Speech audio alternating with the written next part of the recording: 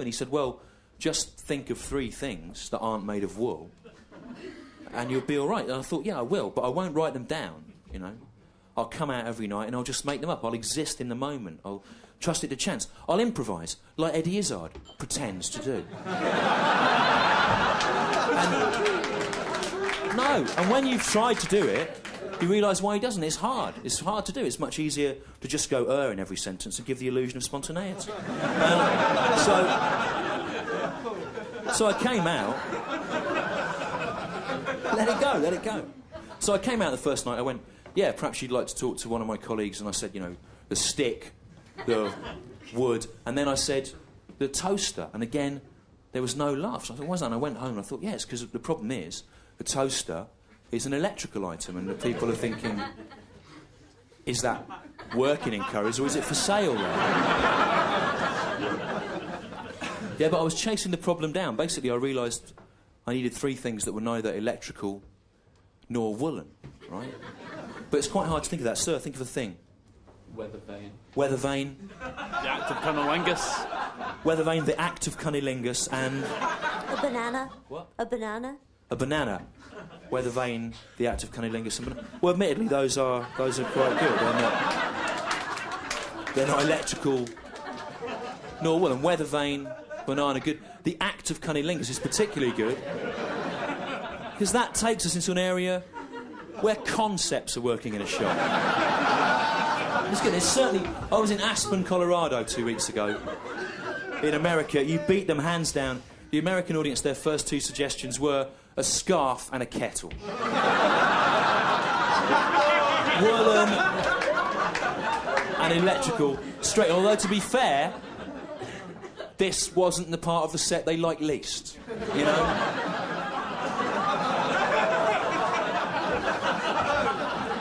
After the 911 opening, a lot of the American audience have been shaken off in Aspen. And if anything, arguably the New York warm-ups were worse. It's weird, because about 2 weeks into Edinburgh, some kid emailed me and he went, you know that bit you do about people being so bored they wear tea cozies as hats? I went, yeah. He goes, there's a Spike Milligan or a Billy Connolly joke like that, he said, from 1972. So basically, I must have kind of remembered that and copied it. So that bit, the first half of it is plagiarised, and the second half doesn't really work.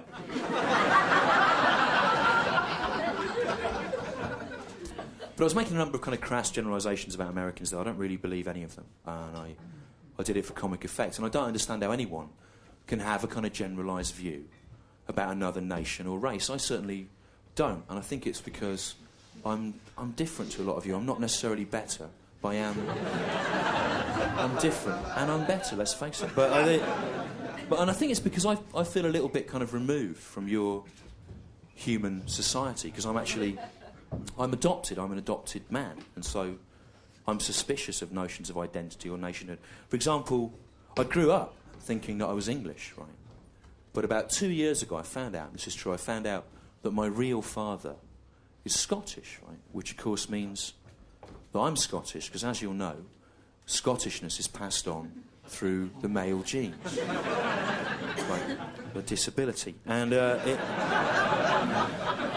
it overwhelms all female chromosomes, and that's why there are no Scottish women. Oh, there's no Scottish women.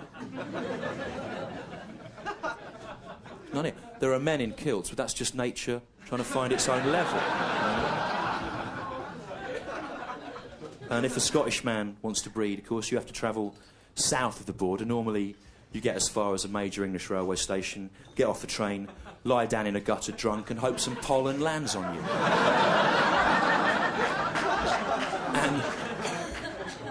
And I can say that, remember, because technically I am Scotch. Yeah, Scotch, yeah.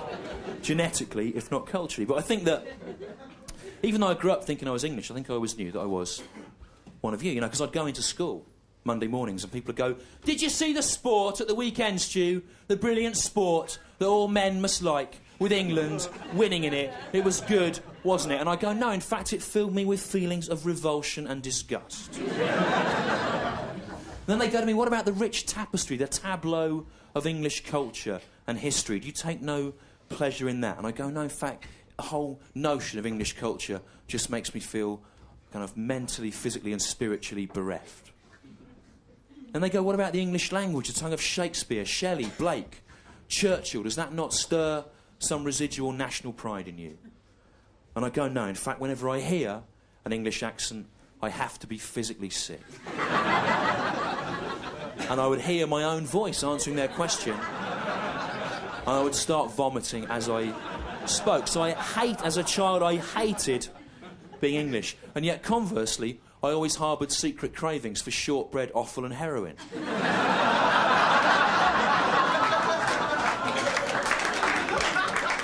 Something like that. You know, deep-fried heroin, if I could get it. With sauce. Heroin supper, $2.95. But... So... I think I always knew Glasgow. Can hardly believe this is happening. I always knew that I was a Scotch man, and so I always knew. Yeah, Scottish. Thank you for correcting me. Sorry. You know, it was an error I made on purpose for comic effect, and I'm glad that there's so little trust in me in the room that people are going, "He's a fucking idiot. He doesn't know. He's insane. What's he talking about?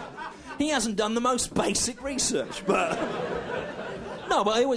Even despite that, I always knew that I was Scottish in my heart, in my brave heart. I always knew that I was.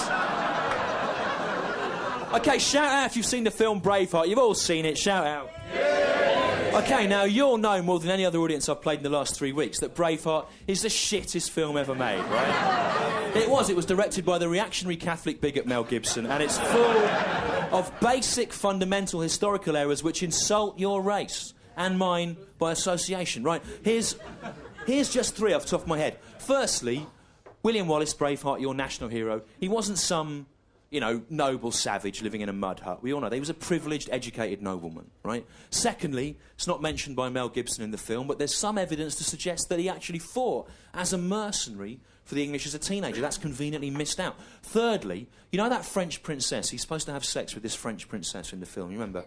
And the implication is that he gets her pregnant and she marries Edward II of England, so it's his kid. Now, she was a real historical figure, that French princess.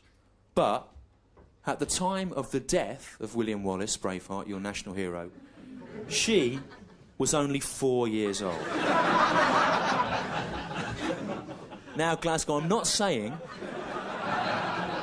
that William Wallace, Braveheart, your national hero, didn't have sex with her. You know, he probably did. If I look at my own personal background, there's a lot of sexual opportunism involved in it. But, not saying he didn't have sex, he probably did. But if he did, and he did, he definitely did, right? It would have been a far less romantic scene than the one enacted by Mel Gibson in the film Braveheart. It may have happened in a tent, but it would still have been not a romantic scene, because that would have made William Wallace, Braveheart, your national hero, a paedophile. A Scottish paedophile. The worst kind of paedophile that there is. Coming at you through a bothy, with shortbread on its face, muttering unintelligible sexual threats in a frankly incomprehensible dialect. But another weird thing about that film is, in it, fine, leave at this point. It gets worse. A man leaving there to go away and think about the idea of a paedophile Braveheart in the privacy of the toilet cubicle. But it's not the other weird thing about that film is that, in it, if you remember, Mel Gibson makes a big deal about the fact that Edward II, the English prince, was gay, right? As if not only did he oppress the Scots, but he did it in a kind of a gay way. Which makes it worse. But the irony is, again, it's not mentioned in the film, that William Wallace, Braveheart, your national hero himself, was actually gay. And No, he was, sir. And we know this from some information that's come to light in the last couple of years. Firstly, about 2 years ago, they found a cache of love letters hidden in a nook at